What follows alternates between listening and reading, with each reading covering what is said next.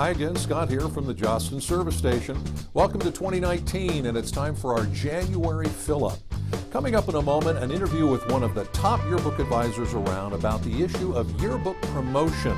Not just sales, but also letting everybody know all the great work that your staff is doing. Some ideas and tips coming up, but first let's start with some news. January, of course, very important month. For spring delivery schools, you've got some page deadlines coming up, and yes, hitting those deadlines is very important. Let's take a moment to mention our annual Jostens Yearbook Program of Excellence Award. Now, advisors, if you've never noticed this, on YBA, check on the Performance tab in the left column. Scroll down a bit to find the 6 markers to win the Program of Excellence Award. One of those, of course, hitting your page deadlines, very important. Another one, student coverage, our famous 3 times rule, which of course for the audience, that's also very important. Check out those 6, nail them all, and you win the award. With the award, you get some pretty cool swag. You also get some national mention, and hey, you get some pretty serious brownie points at home. So make sure to check to see if you're still in line to win the award for this year, and for some reason, if you're not, that's okay. Make a note of this for next year and what you have to do to win. And hey, when you hit a page deadline, why not celebrate? Take a day off, have a staff party, maybe go potluck. Let everyone know that their hard work has been very much appreciated, and then get back at it the next day. January is also a very key month for your book sales. Here's a reminder for spring delivery schools. We set your final order amount for the year by the end of February. But even for fall delivery schools, this time early in the new year could be crucial to your sales success. Here's some thoughts. First off, keep in mind that every school out there has procrastinators that simply haven't gotten around to getting your book yet. Now, here in January is the time to reach them with the message that it's time for them to buy. A lot of great in-school promotion, but not the usual ones.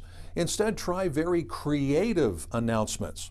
Or if you haven't already, absolutely use the Yearbook Avenue in the book flyers for a more personalized message. Or hey, even good old-fashioned word of mouth works, but make it personal to every student. Find your sales list, see who's missing, then contact those students directly to let them know it's time to buy. And hey, if your book price is about to go up soon, let people know that. Most people like to save money. If you use our Jostens Consumer Marketing Program, that means that Jostens is going to be doing some messaging for you. If you need an update there on YBA, check the sales dashboard or contact your Jostens representative for more information. Absolutely positively use your school's social media outlets, and not just once, use them repeatedly with your message. And good old-fashioned snail mail with postcards are still very effective to let people know, especially parents, that your book is for sale and they need to get one. One more thing. Don't assume that people know how to get your book. They may not. Constantly remind folks on how they can purchase your book either through Jostens or directly through your school. And good marketing and promotion is frankly something that most yearbook staffs really don't do very well. Yet it's very important for your entire effort, and it's a lot of fun.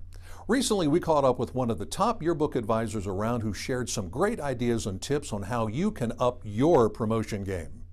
Hi, my name is Ava Butsu, and I'm the yearbook advisor at Grand Blanc High School in Grand Blanc, Michigan. Nobody knows how hard yearbook staffs work. No one, unless they're on a yearbook staff, they have no idea how much work and how much love we put into what we do.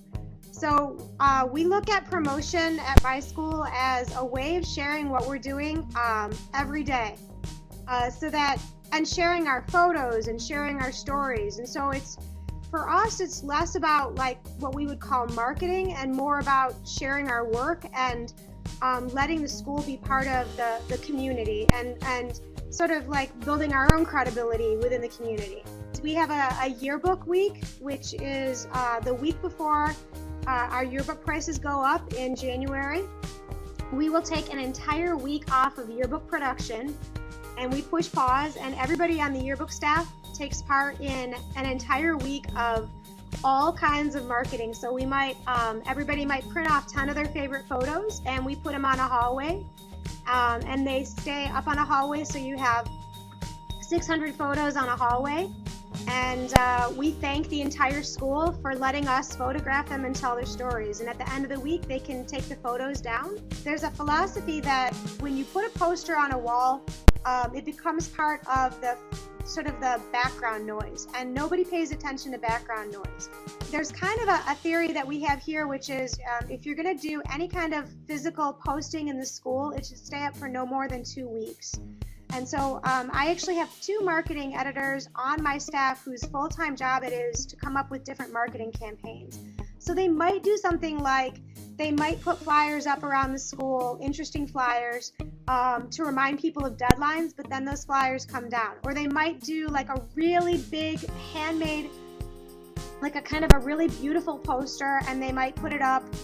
It might be 12 feet wide by like 6 feet tall, so it's really big.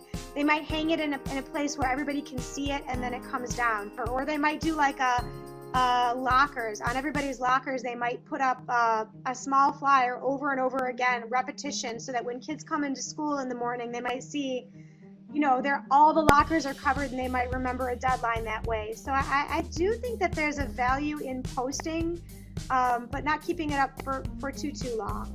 What are the social media platforms where students live, where do they dwell, and then where are parents hanging out? Because we really need to kind of appeal to both audiences. So we will have, like at the end of this year, we will sit down and we will talk about, you know, where do we need to be posting things and what kinds of things do we need to be posting and where, because as we know, older people, parents tend to be on Facebook and kids tend to be on Snapchat. We have a crossover on Twitter and on Instagram, and we want to have a strong presence on all 4 of those social media sites. The best way we've connected with parents recently is through snail mail. And I know that sounds crazy because, you know, we've had junk mail and people tend to throw out junk mail, but we tend to handwrite things now and send them home. So we might do like in February, we always do a postcard. And it's just, you know, we pay postcard postage and we send home a postcard to any kid who has not bought a yearbook. We send it to their parents. And on the back side, we'll write that their student has been covered in the yearbook, and we'll count up how many times. So 3 times, 4 times, 10 times. And we'll actually tell them you're on these pages, page 22, page 38, page 145.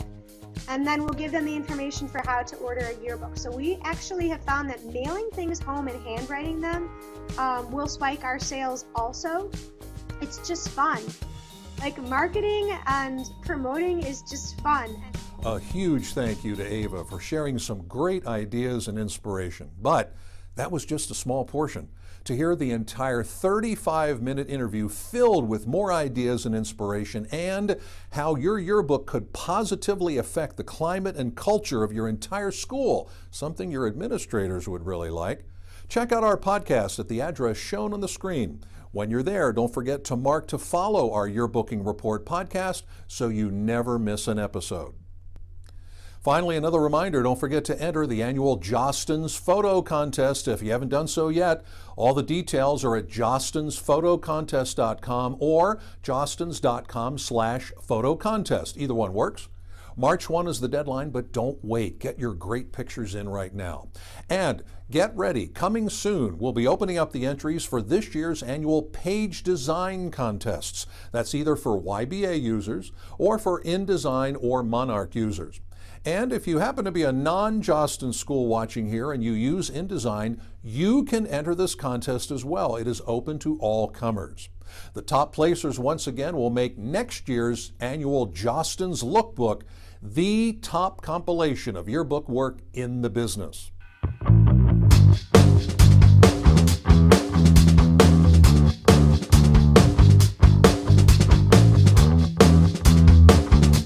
Remember, we are now in the key part of the year for both page creation and sales.